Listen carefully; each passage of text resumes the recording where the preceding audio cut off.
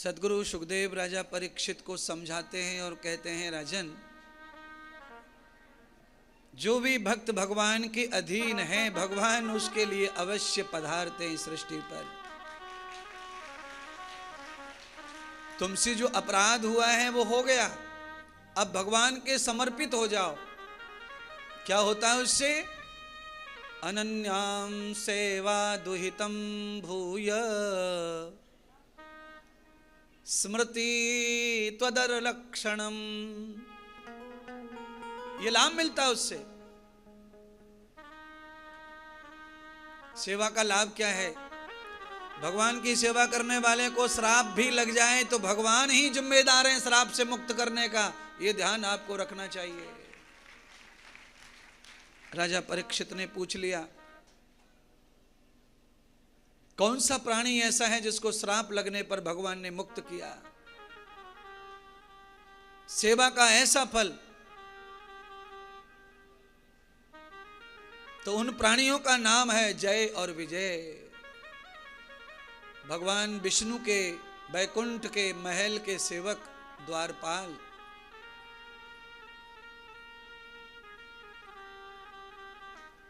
द्वारपाल का काम यह है कि जैसा कानून अंदर से बनाया वो पालन उनको करना पड़ता है। तो वो किसी को अंदर जाने देते हैं मिलने के लिए भगवान से, किसी को रोक देते हैं क्योंकि भगवान ने ऐसा ही बताया है।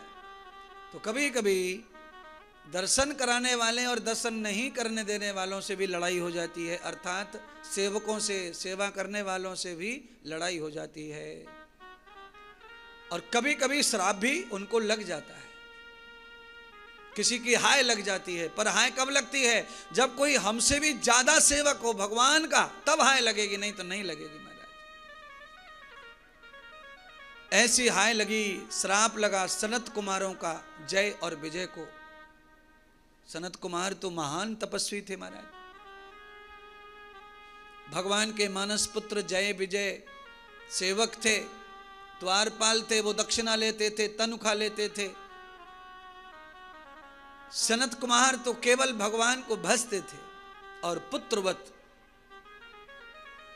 आज अपने पिता से मिलने के लिए जब पहुंचे वैकुंठ में तो रोक लिया जय विजय ने, दर्शन को जाने नहीं दिया।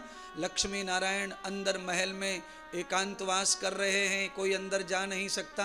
तो सनत कुमारों ने अपने माता पिता से जब मिलना नहीं हुआ तो क्रोधित होकर के श्राप दे दिया कि तुमने आज हम ब्रह्मचारियों को हमारे ही घर में जाने से रोका है, इसलिए तुम यहाँ से पतित हो जाओगे, तुम्हें ये द्वार अब नहीं मिलेगा।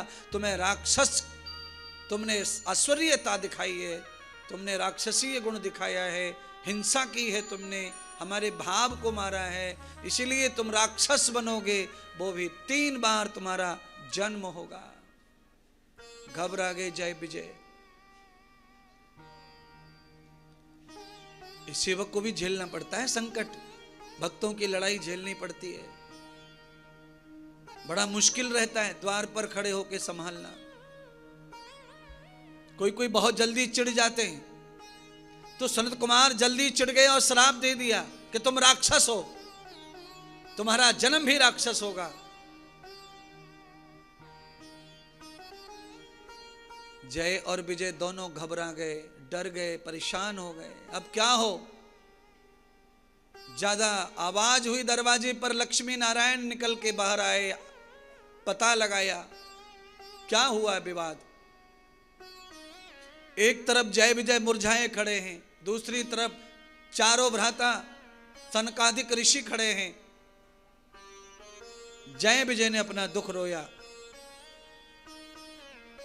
हमारा कोई दोष नहीं है प्रभु, आपकी आज्ञा पालन करना ही हमारा कर्तव्य है और हमने वो किया, पर उसके बदले में मुक्ति मिलना चाहिए था, ऐश्वर्य मिलना चाहिए, उसके बदले में श्राप मिला। और सनत कुमारों का श्राप ऐसा है जो कभी टलने वाला नहीं है। इसलिए भगवान अब हमारा उद्धार करो। तब भगवान श्री नारायण ने जय विजय का उद्धार करने के लिए निश्चय किया, तुमने मेरी सेवा की है और मेरी आज्ञा का पालन किया है, इसीलिए मैं तुम्हारे लिए चाहे जितना भी छोटा मुझे बनना पड़े बनूंगा, पर मैं धरती लोक पर आऊंगा और तुम्हारा कल्याण करूंगा। सच्चा भक्त, सच्चा भगवान, ये दोनों की परख है। अगर आपका सच्चा भगवान है, अगर आपके गुरु सच्चे हैं, तो आपके लिए वो कितने भी छोटे बन सकते हैं, पर आपका आनंद, आपकी इच्छाएं, आपकी समृद्धि वो पूरा करेंगे, उसे बढ़ाएंगे। आपके कभी भी मनोरथ को पूरा नहीं करें, ऐसा नहीं हो सकता। करेंगे महाराज।